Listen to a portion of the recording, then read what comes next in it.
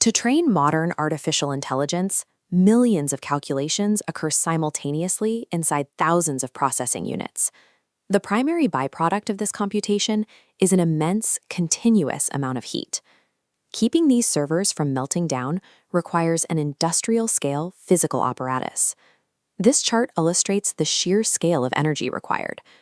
Google and Microsoft each consumed 24 terawatt-hours in 2023, drawing more annual power than Iceland or Ghana.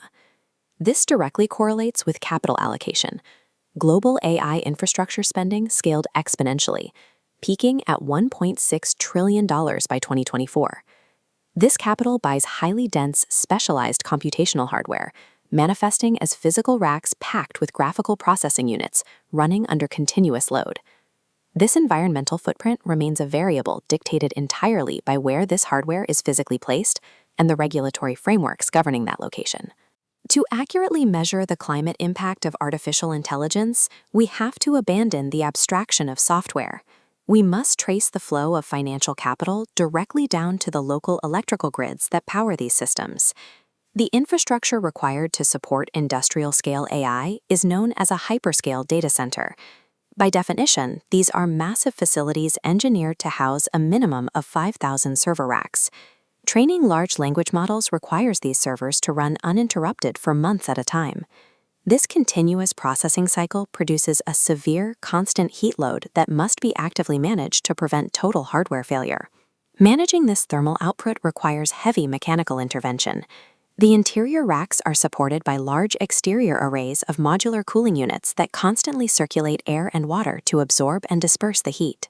The components inside these racks, particularly specialized hardware like the NVIDIA H100 GPU, dictate this intense baseline power requirement. Every facility using this hardware starts with the exact same thermal and electrical constraints. This map shows where these hyperscale facilities are actually built. Construction is heavily concentrated in highly developed regions across North America and Western Europe, with extreme density forming in pockets like Texas and the Nordic region. Because the internal server architecture remains identical across all global deployments, the true variable determining a data center's environmental impact is the geography immediately outside its walls. Texas has emerged as a primary epicenter for U.S. data center expansion.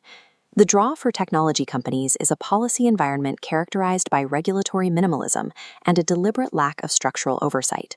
To attract corporate investment, local municipalities often offer steep tax incentives. This strategy diverts revenue away from local public services to subsidize the construction of private computational infrastructure. This region carries a severe baseline flaw. The local electrical grid relies heavily on fossil fuels to guarantee the high-capacity power generation these facilities demand. Without mandatory environmental checks in place, hyperscale operators prioritize rapid deployment and operational cost efficiency over minimizing their carbon output. Then there is the hidden variable of water consumption. The closed-loop thermal management systems used in these facilities require an immense volume of fluid, drawing between 3 to 5 million gallons of water every single day. This graphic compares that draw against municipal use. A single data center consumes the daily water equivalent of a small city of 30,000 to 50,000 residents.